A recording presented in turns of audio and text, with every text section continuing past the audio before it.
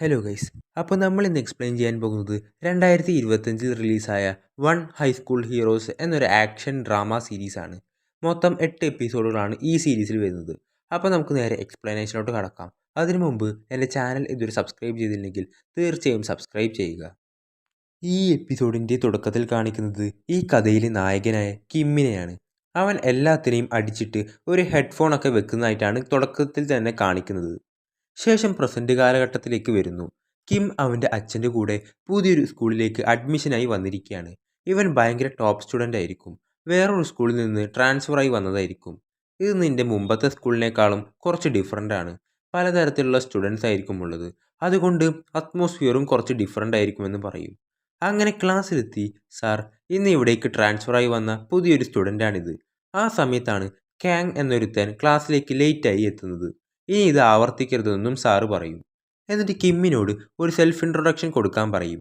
അവൻ എൻ്റെ പേര് കിം എന്ന് മാത്രം പറഞ്ഞ് അവസാനിപ്പിക്കും. അവനൊരു ടോപ്പ് സ്റ്റുഡൻ്റ് ആണ്. അതുകൊണ്ട് എല്ലാവരും നല്ല രീതിക്ക് അവനോട് പെരുമാറണം എന്ന് പറയുന്നു.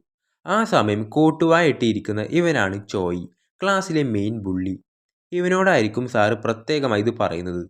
ചോയ് കിമ്മിനെ തന്നെ നോക്കിയിരിക്കുന്നുണ്ടാവും. അവർക്കെല്ലാവർക്കും ഒരു കരിയർ പ്ലാൻ ഫോം കൊടുത്തിട്ടുണ്ടാവും. എന്താവാനാണ് പ്ലാൻ എന്നൊക്കെ അറിയാൻ വേണ്ടി. ശേഷം അവൻ ക്ലാസ് കഴിഞ്ഞ് നേരെ ട്യൂഷന് പോകും. അവിടുന്ന് പുറത്തിറങ്ങിയ അവന് അച്ഛൻ്റെ മെസ്സേജ് വരും. ഞാൻ ഇന്ന് ലേറ്റ് ആവും, അതിനുള്ളിൽ ചെയ്യാനുള്ള ഹോംവർക്കൊക്കെ ചെയ്ത് അതിൻ്റെ ഫോട്ടോ അയച്ചു കൊടുക്കാൻ പറയൂ. ശേഷം അവൻ വീട്ടിലെത്തും. അമ്മ എങ്ങനെ ഉണ്ടായിരുന്നു പുതിയ സ്കൂള് എന്ന് ചോദിക്കുമ്പോൾ നല്ലതാണെന്ന് പറയും. ശേഷം ഹോംവർക്ക് ചെയ്തുകൊണ്ടിരിക്കുന്ന സമയത്ത് അവൻ്റെ അച്ഛൻ വരും. അച്ഛൻ ഒപ്പം കൂടെ നിന്നാണ് അവനെ പഠിപ്പിക്കുന്നത്. അതിൽ ആ ഹോംവർക്കിൽ എന്തെങ്കിലും മിസ്റ്റേക്ക് പറ്റിയാൽ ഇടയ്ക്ക് തലക്കൊരു ഉന്തൊക്കെ കൊടുക്കും. ഉത്തരം ശരിയായാൽ അതിനെ അഭിനന്ദിക്കുകയും ചെയ്യും. അങ്ങനെ ഇതൊക്കെ കഴിഞ്ഞ് കിടക്കാൻ നേരത്ത് അവൻ സ്വയം ശ്വാസം മുട്ടിച്ച് കഴുത്ത് ഞെരിച്ചൊക്കെ ചാവാനായി നോക്കുന്നുണ്ട്. പക്ഷേ പറ്റില്ല. ശേഷം രാവിലെ അവൻ സ്കൂളിലെത്തും. ഇവൻ്റെ തലയിൽ എപ്പോഴും ഒരു ഹെഡ്ഫോൺ ഉണ്ടാവും. ഇവൻ്റെ ക്ലാസ്സിലാണെങ്കിൽ ചോയും അവൻ്റെ ഫ്രണ്ടും ഏതോ ഒരുത്തനെ ക്ലാസ്സിലിട്ട് ബുള്ളി ചെയ്യുന്നുണ്ട്. നിന്നോട് ഞാൻ പറഞ്ഞിട്ടില്ലേ, ഞാൻ പറഞ്ഞ സ്നാക്സൊക്കെ എൻ്റെ ടേബിളിൽ എത്തണമെന്ന്, ഉണ്ടോ ഇല്ലയോ എന്ന് ചോദിച്ച് അവനെ അടിക്കാൻ തുടങ്ങും. ഇതൊക്കെ ക്ലാസ്സിലേക്ക് കയറി വരുന്ന കിം കാണുന്നുണ്ടാവും. അവൻ അവൻ്റെ ഹെഡ്ഫോണൊക്കെ വെച്ച് ഇങ്ങനെ ഇരിക്കും. എന്നിട്ട് മറ്റവനെ തല്ലിക്കൊണ്ടിരിക്കുന്നുണ്ടാവും. ആ കരിയർ പ്ലാൻ ഫോമിൽ ഡോക്ടർ ആവണം എന്നായിരിക്കും അവൻ കൊടുത്തിട്ടുള്ളത്. അത് അവൻ്റെ അച്ഛൻ പറഞ്ഞിട്ട് എഴുതിയതായിരിക്കും. അങ്ങനെ മറ്റവനെ ബുള്ളി ചെയ്യുന്നതിനിടക്ക് കിമ്മിൻ്റെ കാസറ്റ് പ്ലെയർ താഴെ വീഴുന്നു. ചോയ് അവൻ്റെ തലക്ക് തള്ളുന്നത് കാണുമ്പോൾ കിമ്മിനെ അവൻ്റെ അച്ഛൻ അവനെ ചെയ്യുന്ന പോലെ തോന്നും. പെട്ടെന്ന് നിർത്ത് എന്ന് പറയും. ആ സമയത്താണ് കാങ് അവിടെ എത്തുന്നത്. ചോയ്, നീ ഇപ്പോൾ എൻ്റെ അടുത്താണോ നിർത്താൻ പറഞ്ഞ്? എന്നിട്ട് നേരെ പോയി ഒരു ചവിട്ട് കൊടുക്കും. എന്നിട്ട് അവിടെ ഇട്ട് ചവിട്ടി കൂട്ടും അവനെ. ഇപ്പോൾ നീയും എൻ്റെ ലിസ്റ്റിൽ കയറി, പോയി നിൻ്റെ സീറ്റിൽ പോയി ഇരിക്കടാന്ന് പറയും. ശേഷം ക്ലാസ് കഴിഞ്ഞ് പോകുന്ന നേരം ചോയ് കിമ്മിനെ കാണും. അവനെയും കൊണ്ട് അവർ വേറെ സ്ഥലത്തേക്ക് ചെല്ലും. കിം നേരത്തെ സംഭവിച്ചതിൽ സോറി ചോദിക്കും. ചോയ്, അപ്പോൾ നേരത്തെ എന്ത്, നിൻ്റെ ബോധം പോയോ? അതൊക്കെ പതുക്കെ ഞാൻ ശരിയാക്കി തരാം, ആദ്യം കാശ് എടുക്ക് എന്ന് പറഞ്ഞ് അവൻ്റെ കയ്യിൽ നിന്ന് എല്ലാ കാശും അവന്മാരെടുക്കും.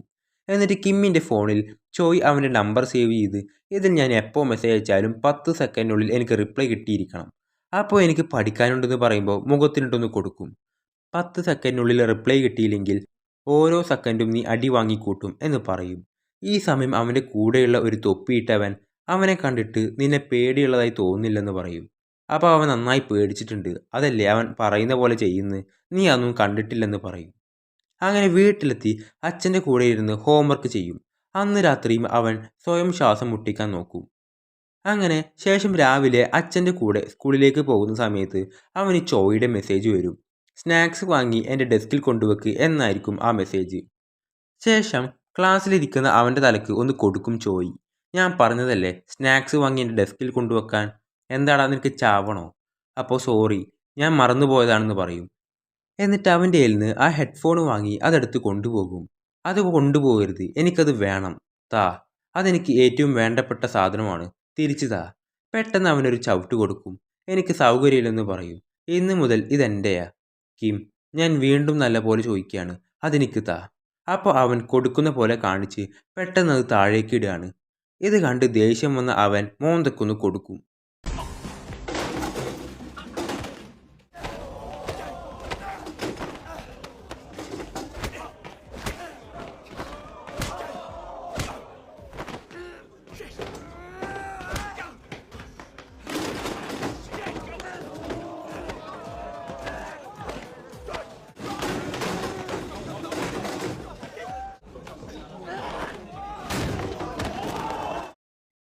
അതിനിടയിൽ ചോയുടെ ഫ്രണ്ട് അതിലിടപെടാൻ നോക്കുമ്പോൾ കാങ് തടയും. ഇതൊരു 1-on-1 ഫൈറ്റാണ്, നീ ഇടപെടാൻ പാടില്ല. അതിന് നീ ആരടാന്ന് ചോദിക്കുമ്പോൾ റഫറിയാണെന്ന് പറയും. അങ്ങനെ അവനെ വിടും. ചോയ് ഇതിനുള്ളതെല്ലാം നീ അനുഭവിക്കുമെന്ന് പറയും. എന്നിട്ട് വീണ്ടും അടിക്കാൻ വരുന്ന നേരത്ത് കിം അവനെ ഇട്ട് കൊടുത്ത് താഴെ കിടത്തും. അങ്ങനെ ക്ലാസ് കഴിഞ്ഞ് പോകാൻ നേരത്ത് കാങ് അവൻ്റെ അടുത്തേക്ക് വന്ന്, ഞാൻ കാങ്, നമ്മൾ സെയിം ക്ലാസ്സിലാണ്, നീ നല്ലൊരു ഫൈറ്ററാണല്ലോ, മാർഷൽ ആർട്സ് വല്ലതും പഠിച്ചിട്ടുണ്ടോ? അപ്പോൾ ഒന്നും പഠിച്ചിട്ടില്ലെന്ന് പറയും. അപ്പോൾ എങ്ങനെയാ നാളെ ഫൈറ്റ് ചെയ്യാൻ പോകുന്നത്? അപ്പോൾ ഇനി എന്തിനാ ഞാൻ ഫൈറ്റ് ചെയ്യുന്നത്? അപ്പോൾ നിനക്ക് എന്തായാലും ഫൈറ്റ് ചെയ്യേണ്ടി വരും. കാരണം നീ അടിച്ച ആ മരപ്പൊട്ടനില്ലേ ചോയ്, അവൻ്റെ ഫ്രണ്ട്സ് വെറുതെ ഇരിക്കുമെന്ന് നിനക്ക് തോന്നുന്നുണ്ടോ? അപ്പോൾ എനിക്കൊരു ഫൈറ്റ് ചെയ്യാനും ഉദ്ദേശമില്ലെന്ന് പറഞ്ഞ് അവൻ പോകും. എന്തായാലും നാളെ തുടങ്ങും, ഒന്ന് റെഡിയായി ഇരുന്നു എന്ന് കാങ് അവനോട് പറയുകയാണ്. അങ്ങനെ വീട്ടിലെത്തി റൂമിൽ കയറുമ്പോൾ ഇവൻ്റെ മരിച്ചുപോയ ചേട്ടനെ കാണുന്നു. ഹ്യൂങ് എന്നായിരുന്നു അവൻ്റെ പേര്. അവൻ കൊടുത്തതായിരിക്കും ആ ഹെഡ്ഫോൺ. പെട്ടെന്നാണ് അവൻ്റെ അച്ഛൻ അവിടേക്ക് കയറി വരുന്നത്. അപ്പോഴാണ് ഇതൊക്കെ അവന് തോന്നിയതാണെന്ന് മനസ്സിലാവുന്നതും. ശേഷം രാവിലെ സ്കൂളിലേക്ക് വരുമ്പോൾ ചോയ് അവൻ്റെ തലക്കൊന്ന് കൊടുത്ത്, ഇന്നലെ നന്നായി ഉറങ്ങിയല്ലോ അല്ലേ? പക്ഷെ നീ കാരണം ഇന്നലെ ഞാൻ നാണം കെട്ടതുകൊണ്ട് ഒരു തുള്ളി ഉറക്കം പോലും എനിക്ക് വന്നിട്ടില്ല. നിനക്കുള്ളത് ഞങ്ങൾ തരാമെന്ന് പറഞ്ഞ് അവർ പോകും. ഈ സമയം കാങ് വന്ന്, ഇപ്പോൾ ഞാൻ പറഞ്ഞത് ശരിയായില്ലേ? ഇന്ന് തുടങ്ങും. ഇവരുടെ കൂട്ടത്തിൽ ഒരു തൊപ്പിയിട്ടവനുണ്ട്, അവനായിരിക്കും നിന്നെ അടിക്കാൻ പോകുന്നത്. ബോക്സിംഗ് ഒക്കെ പഠിച്ച ഒരുത്തനാണ്. കിം അവനോട്, നിന്റെ ഈ പിന്നാലെയുള്ള നടത്തം ഒന്ന് അവസാനിപ്പിക്കുമോ? പിന്നെ ഞാൻ ആരോടും ഫൈറ്റ് ചെയ്യാൻ പോണില്ലെന്ന് പറയും. ശേഷം കിം വാഷ്റൂമിലുള്ള സമയത്ത് അവിടെ വെച്ച് ഇവനെ തല്ലാൻ വന്നിരിക്കുകയാണ് ചോയും ടീംസും. എന്നിട്ട് അവിടെ ഉള്ളവരോടെല്ലാം പുറത്തു പോകാൻ പറയും. കാങ് വന്ന് എല്ലാവരോടും പുറത്തു പോ എന്ന് പറഞ്ഞ് എല്ലാവരെയും പുറത്തേക്ക് അയക്കും. ചോയ്, നീ എന്താ ഇവിടെ? നീ പോണില്ലേ? ഇല്ല. ഓ, ഇന്നലെ ഏതായിരുന്നു അടി? താടിക്ക് കുഴപ്പമൊന്നുമില്ലല്ലോ എന്ന് കാങ് ചോദിക്കും. ഇത് കേട്ട കാങ്ങിനോട് അവൻ ദേഷ്യപ്പെടും. ആ തൊപ്പി പറയും, അവനെ വിട്ടേക്ക്, നമുക്ക് ഇവൻ്റെ കാര്യം നോക്കാമെന്ന് പറയും. കിം, ഞാനല്ല, നിന്റെ ഫ്രണ്ട് തന്നെയാണ് ആദ്യം എന്നെ തല്ലിയെന്ന് പറയുമ്പോഴേക്കും അവന് കിട്ടും. അങ്ങനെ അവിടെ ഒരു അടി നടക്കാൻ പോകുന്ന സമയത്താണ് സാർ അവിടേക്ക് എത്തുന്നത്.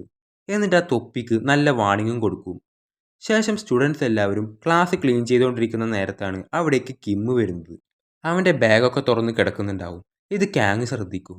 അവൻ്റെ ഹെഡ്ഫോൺ നോക്കുമ്പോൾ കാണുന്നുണ്ടാവില്ല. ആ സമയം ചോയ് അവനെ വിളിക്കും.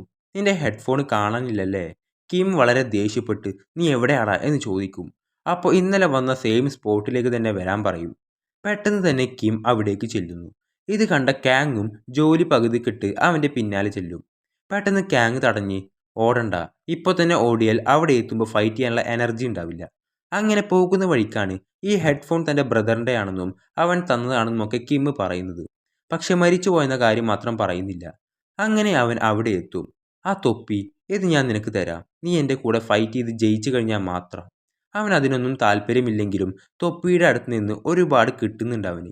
കിം അവനുമായി ഫൈറ്റ് ചെയ്യാൻ നോക്കുമെങ്കിലും അവന് പിടിച്ചു നിൽക്കാൻ ഭയങ്കര ബുദ്ധിമുട്ടായിരിക്കും. കാരണം മറ്റവൻ ബോക്സറാണല്ലോ. അങ്ങനെ കുറേ അടി കൊണ്ട് അവൻ്റെ ഓരോ മൂവ്മെൻറ്റ്സും അവൻ പഠിച്ചെടുക്കും.